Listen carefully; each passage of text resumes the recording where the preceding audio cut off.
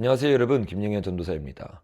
최근 이재명과 선관위를 통해 일어난 부정선거 사건이 전 세계 가운데 드러남으로 말미암아 2030이 잠실로 모여 부정선거를 외치고 있습니다. 너무나 감사한 것은 단순히 부정선거만 외치는 것이 아니라 그 2030 중에 대부분의 숫자가 바로 기독교인이며, 그 기독교인들이 그 자리에 같이 모여 예배를 드리고 주님을 찾으며 하나님 앞에 돌아가는 놀라운 부흥이 같이 일어나고 있다는 것입니다. 이런 일들이 일어나는 것을 많은 외신들이 주목하여 보고 보도를 하고 있고, 외신뿐만 아니라 그 자리에 나온 종교가 없는 수많은 청년들도 기독교인들이 나와 같이 예배를 드리며 기도하며 부정선거 외치는 걸 보며, 다른 종교들은 다 가만히 있고 침묵하는데 교회가 이렇게 나와 섬겨주고 같이 기도해 주셔서 너무 감사하다고 이야기하면서 교회를 향한 수많은 새로운 시선들이 생겨나고 있습니다. 저도 이런 모습을 보면서 교회 안의 기득권들과 종교 통합에 앞장서는 자들은 잠들어 있지만, 아직 교회를 다니는 수많은 청년들이 깨어 있고 이들의 순수한 기도와 예배를 통해 주님이 놀랍게 역사하는 것을 보면서 날마다 하나님께 감사하고 있습니다. 그런데 여러분, 이렇게 감사한 일이 일어남과 동시에 안타까운 일들도 같이 일어나는데, 그것은 바로 교회를 다니지 않는 사람들이 예배를 보면서 칭찬한 것과 반대로 교회를 다니는 사람들이 이렇게 나와서 앞장서서 예배드리는 수많은 청년들을 향해서 말도 안 되는 비판을 하고 있다는 것입니다. 특별히 이틀 전에 책 읽는 사자가 말도 안 되는 글과 말도 안 되는 영상을 통해서 그 자리에 나와서 자발적으로 예배를 드리며 주님 앞에 부르짖고 회개를 촉구하는 수많은 청년들에게 성경적이지도 않는 말도 안 되는 비판을 하는 영상과 글을 올렸습니다. 저는 그 영상을 보면서 어떻게 기독교인 아닌 사람들도 감사하고 있는 마당에 기독교 보수라고 말하는 사람이 어떻게 하나님의 일들이 일어나고 부흥의 일들이 일어나고 있을 때 이것을 핍박하고 박해하는지 도무지 이해가 되지 않았습니다.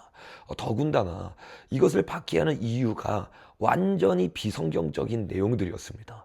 그래서 오늘은 여러분과 함께 책 읽는 사자가 얼마나 비성경적인 관점을 가지고 지금의 상황을 바라보고 있는지를 여러분과 짧게 나누기를 원합니다.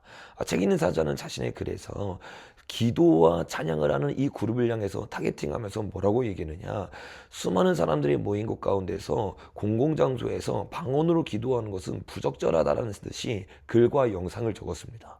그러면서 책 읽는 사자가 인용했던 글이 고린도전서 14장 23절의 말씀입니다.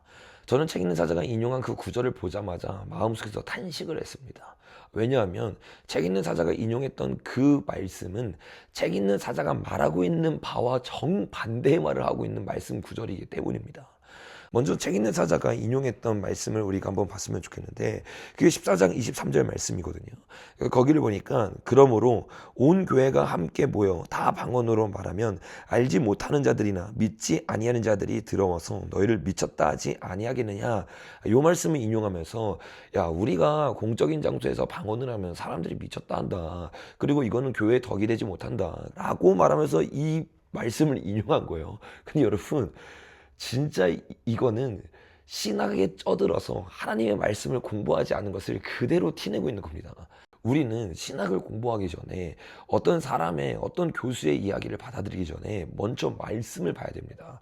근데 말씀을 공부하지 않고 조직 신학을 공부하고 어떤 교단의 교리를 공부하기 시작하니까 성경 말씀을 조금만 보아도 우리가 주장하는 바와 완전히 반대로 이야기하고 있음에도 불구하고 신학적 교리로 가득 차 있으니까 이런 엉뚱한 주장을 하는 겁니다. 그러면 성경이 진짜 우리에게 하고 싶은 말은 무엇일까요? 이 23절을 보면 첫 번째 단어가 뭐냐면 그러므로입니다. 그러므로라고 말하는 것은 그 앞에 문맥에 이어서 말하고 있는 거예요. 그런데 그 앞에 문맥에서 바로 뭐라고 말하는 줄 아십니까? 책 읽는 사자가 23절을 인용했고 그 앞구절이 22절입니다. 22절에서 이렇게 말합니다. 그러므로 방언은 믿는 자들을 위하지 아니하고 믿지 아니하는 자들을 위하는 표적이나 예언은 믿지 아니한 자들을 위하지 않고 믿는 자들을 위함이니라.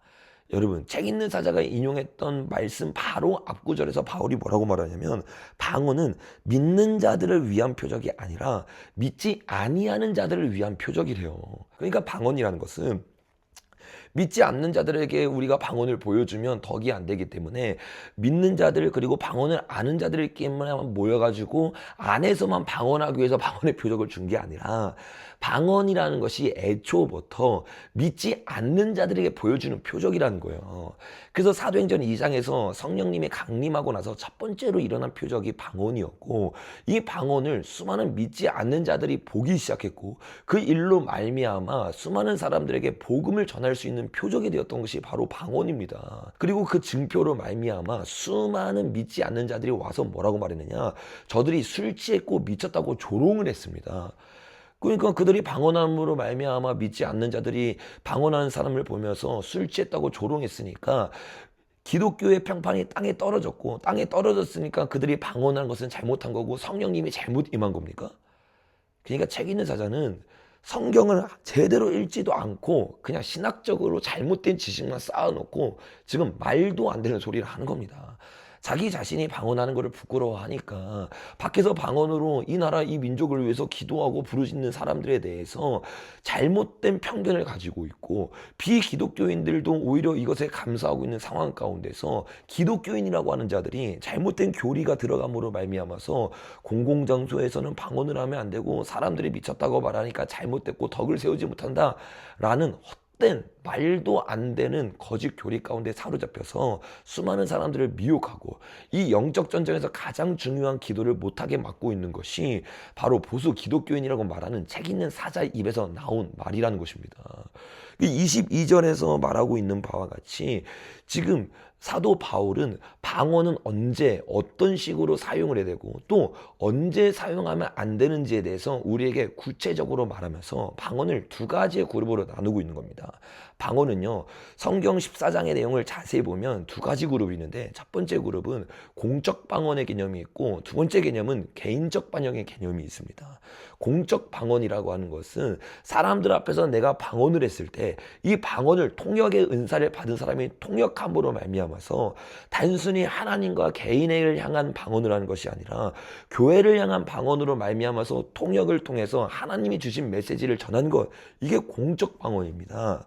그래서 그 방언을 할 때 통역하는 사람이 없으면 교회에게 방언하지 말고 하나님과 개인에게 개인적 방언을 하라, 이 말을 하고 있는 게 22절부터 시작된 23절로 이어지는 문맥에서 하고 있는 말입니다.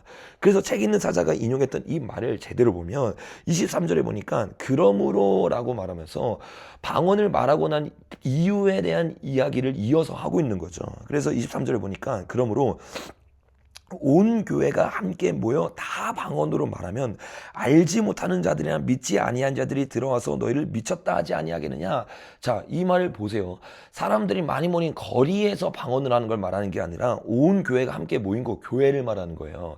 그리고 교회 안에서 불신자들을 대상으로만 하지 말라고 말하는 게 아니라 알지 못하는 자들이나 믿지 아니하는 자, 그러니까 믿지 아니하는 자는 불신자죠. 알지 못하는 자, 이 자들은 방언 통번을 받지 못한 자들을 말하는 겁니다. 그러니까 불신자들을 대상으로만 말하는 게 아니라 방언 통변의 은사가 없어서 공적인 자리에서 설교를 하거나 예언을 하면서 사람들이 알아들을 수 있는 말을 해야 되는 그 장소에서 사람들이 알아들을 수 있는 말을 하는 것이 아니라 방언을 하면 알지 못하는 사람이 이해하지 못하고 믿지 아니하는 사람들이 듣고 믿을 수 없기 때문에 그런 상황에서 공적 방언에 통변할 수 있는 사람이 없을 때 공적 방언하지 말라고 이야기하는 겁니다. 그래서 그 다음 구절에서 24절을 보니까 그러나 다 예언을 하면 믿지 아니한 자들이나 알지 못하는 자들이 들어와서 모든 사람에게 책망을 들으며 모든 사람에게 판단을 받고 그 마음에 숨은 일을 드러나게 되므로 엎드리어 하나님께 경배하며 하나님이 참으로 너희 가운데 계신다 전파하리라. 그러니까 알지 못하는 사람이나 믿지 아니하는 자들이 그냥 사람들이 모였는데 방언만 하고 있으면 이 방언이 무슨 말인지 모르니까 예수를 믿을 수 없고 회개할 수도 없고 내 마음에 숨은 뜻이 드러나지 않기 때문에 예수를 믿을 수 없기 때문에 공적 개념 가운데서는 통역하는 사람이 없으면 방언으로만 말하지 말고 말씀을 전하고 예언을 하면서 사람들을 가르쳐라 라고 말하고 있는 겁니다. 지금 제가 말하고 있는 바를 정확하게 그 다음 구절에서 이렇게 결론을 내면서 말합니다. 26절에 보니까 그런즉 이라고 말하잖아요. 지금은 22절부터 그러므로라고 말하면서 방언과 예언에 대해서 설명을 하고 난 뒤에 26절에서 그런즉 형제들아라고 말하면서 방언과 예언에 대해서 결론을 맺는 겁니다. 어떻게 결론을 맺느냐? 26절에 보니까 그런즉 형제들아 어찌할까? 어떻게 해야 되냐? 그럼 방언을 하지 말아야 되느냐? 그 말이 아니라는 거예요. 너희가 모일 때 각각, 그러니까 너희가 모일 때는 예배를 말하는 거죠. 예배 때 뭐가 있어야 되느냐? 각각 창송시가 있으며 가르치는 말씀이 있으며, 그러니까 찬양이 있고 말씀이 있어야 되는데, 그리고 계시도 있으며 예언이죠. 그리고 방언도 있으며 통역함도 있나니 모든 것을 덕을 세우기 위하여 하라. 그러니까 어떤 잘못된 교리처럼 우리가 방언은 개인적으로 하나님과 혼자 있는 시간에만 방언을 해야지 교회에 모였을 때 방언하면 안 돼 라고 지금 사도 바울이 말하고 있지 않습니다.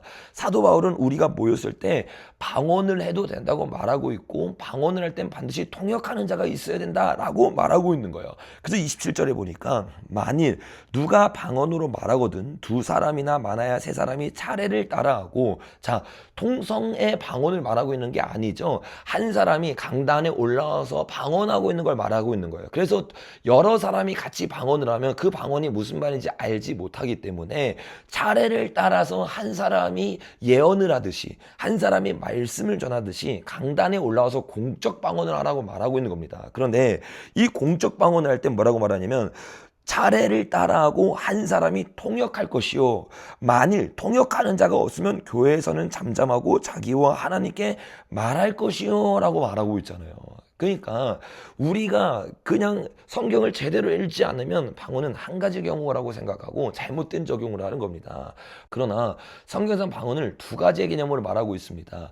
예언과 말씀처럼 한 사람이 올라와서 방언을 하고 그 방언에 예언의 영이 있기 때문에 그 방언을 통역하는 사람이 교회에 통역했을 때 하나님의 메시지가 되는 이 공적 방언에 대해서 말을 하면서 통역하는 자가 없는데 방언만 하고 있으면 알아듣지 못하는 자나 믿지 못하는 자가 듣고 유익이 없으니까 통역하는 자가 없으면 예언과 말씀을 하고, 통역하는 자가 없을 때는 어떻게 해야 되느냐? 교회에서 공적으로 방언을 하는 것이 아니라 하나님께 말하고 자기의 덕을 세우기 위해서 말하라 라고 말하고 있는 거예요. 그러니까 교회에서 통역하는 자가 없으면 공적으로 올라와서 방언을 하지 말라고 말하고 있는 거지, 다 같이 우리가 통성으로 기도하겠습니다 라고 말하면서 하나님과 자기의 덕을 세우기 위해 기도할 때조차도 방언하지 말라고 성경은 말한 적이 없다는 겁니다. 그러니까 책 읽는 사자는 지금 완전히 엉뚱한 해석을 하기 시작하면서 마치 23절의 말씀이 알지 못하는 자들과 믿지 아니하는 자들이 방언을 하는 걸 보면서 미쳤다 하니까 우리가 공적인 장소나 공공장소에서는 방언하지 않는 게 절제고 품위와 질서를 지키는 거다라고 완전히 엉뚱한 해석을 하고 있는 겁니다. 우리가 성경의 문맥을 정확하게 보면 방언은 믿지 아니하는 자들에게 준 표적이고, 그러므로 믿지 아니한 자들에게 우리가 방언하는 모습을 보여주고 왜 미쳤다고 말하면서 뭐 하는 짓이냐고 물어봤을 때 이게 하나님이 주신 표적이고 하나님은 살아있다고 당당하게 복음을 전할 수 있는 것이 초대교회의 신앙이었습니다. 근데 품위 있게 질서 있게라는 단어를 완전히 잘못된 방향으로 해석하기 시작하고 사람들이 미쳤다고 말하니까 우리가 하면 안 된다라고 말하는 건 이게 얼마나 엉뚱한 해석입니까? 이렇게 해석하고 나면 사도행전 2장에서 방언했던 사람들은 다 잘못된 사람이고, 심지어 고린도서 14장에서 바울은 자기가 수많은 사람보다 더 많이 방언을 말함으로 감사하다고까지 말했던 사람입니다. 방언을 말했던 바울조차도 잘못된 사람입니까? 바울은 감옥에서도 신라와 함께 기도하고 찬송했습니다. 어디를 가든지 기도하고 부르짖었어요. 그런데 뭐 바울의 예를 들면서 바울이 복음을 전하면서 뭐 수많은 사람들에게 그 사람들의 모습으로 나아가서 그 사람에게 절제를 보여주며 그 사람에게 하나님의 아름다움을 모습을 보여줬기 때문에 우리도 그렇게 된다? 그러면 책 있는 사자님, 바울이 왜 돌을 맞았습니까? 책 있는 사자님, 바울이 왜 핍박을 당했습니까? 그들의 문화와 그들의 가치관 가운데 타협하지 않고 기도하고 찬송하고 부르짖고 복음을 전하니까 그들이 찔름으로 말미암아 회개를 하거나 돌을 던지는 일이 일어난 거 아닙니까? 바울의 1차, 2차, 3차 전도 여행을 신학적으로 공부하지 말고 성경을 펴서 읽어보시기를 권명드립니다. 책 있는 사장님이 지금 신학 공부하고 있는 건 알고 있는데, 책 있는 사장님 지금은 신학 공부를 잠시 접고 성경을 먼저 읽을 때입니다. 책 읽는 사장님이 신학적 지식이 쌓일수록 세상을 보는 관점이 성경 중심이 아니라 신학적 관점이 될 거예요. 그러니까 신학을 먼저 공부하지 마시고 말씀을 많이 읽으십시오. 그래서 바로 앞구절만 보더라도 다 드러나는 문맥 가운데 얼마나 말씀을 읽지 않고 말씀에서 말하는 바가 무엇인지를 모르면 엉뚱한 구절을 가지고 와서 순수하게 나와서 예배를 드리며 주님 앞에 기도하며 나아가는 청년들을 향해서 뭐라고 합니까? 대한민국의 이승만 대통령이 성경 위에 손을 얹고 태어난 나라입니다. 1970년대, 80년대 교회 역사를 공부해 보십시오. 천막을 짓고 사람들이 모여서 부르짖고 기도했습니다. 교회가 아닌 곳에 산에 올라가지고 사람들이 소나무를 뽑으면서 주여 외치고 기도하고 방언했습니다. 교회에서만 기도한 게 아니라고요. 청막을 치고 기도했고 사람들이 소나무를 붙잡고 기도했고 수많은 사람들이 거리로 몰려 나와서 찬송하고 예배하고 기도하면서 치유와 축사와 예언과 하나님의 말씀을 붙잡음으로 선교사로의 부르심을 가지고 복음을 증거하며 사람들에게 노크하며 문을 열고 들어가면 빨간 가방 가진 권사님들이 들어가서 복음을 전하고 예수님의 이름을 증거하고 손을 얹고 기도를 했단 말이에요.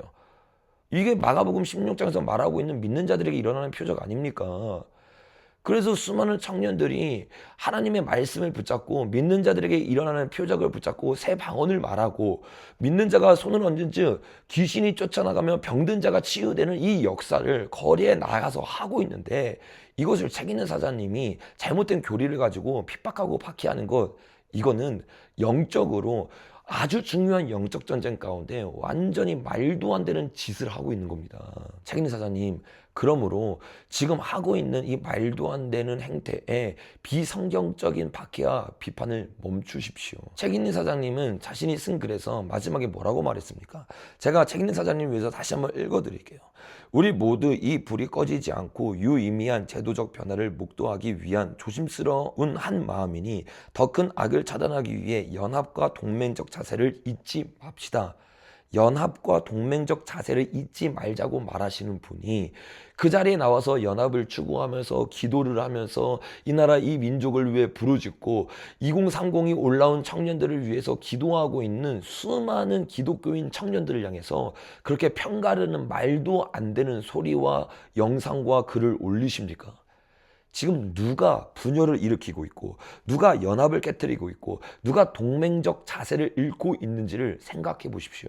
진짜 책 있는 사자가 연합과 동맹적 자세를 유지하고 있었다면 이런 말도 안 되는 비성경적 관점을 가지고 성경적 가치관 가운데 기도하고 있는 수많은 순수한 청년들을 향해서 잘못된 독성적인 관점으로 책망하지 않았을 것입니다. 마지막으로 저는 책 있는 사자에게 정말 한마디 하고 싶습니다. 지금 이렇게 순수한 마음으로 나와서 부르짖고 이 땅의 부흥을 다시 한번 꿈꾸는 70년대, 80년대에 순수했던 청년들이 했던 일들을 그대로 이어서 하고 있는 청년들을 향해서 잘못된 훈수를 두지 마시고 여기에 침묵하고 있는 대형교회 목사님들, 더 나아가서 WCC와 WEA와 로잔대와 같은 온갖 배도에 앞장서고 있는 사랑의 교회 오정현 목사에 대해서 정확하게 다뤄주십시오. 왜 오정현 목사가 이 사태에 대해 침묵하는 것, 왜 오정현 목사가 WEA를 통해서 한국교회를 죽이고 있는 것에 대해서는 그렇게 침묵하십니까? 작년 10월 27일 말도 안 되는 배도가 일어날 때 책 있는 사자는 무엇을 했습니까? 왜 이 부분들에 대해서 한마디도 외치지 않더니 오히려 적방화장으로 침묵하고 있는 교회에 한탄하며 수많은 청년들이 자발적으로 모여서 이 나라 이 민족을 위해 기도하고 부르짖고 회개하자고 애통하며 기도하고 있는 이 부분에 대해서 왜 말도 안 되는 목소리를 내고 있습니까?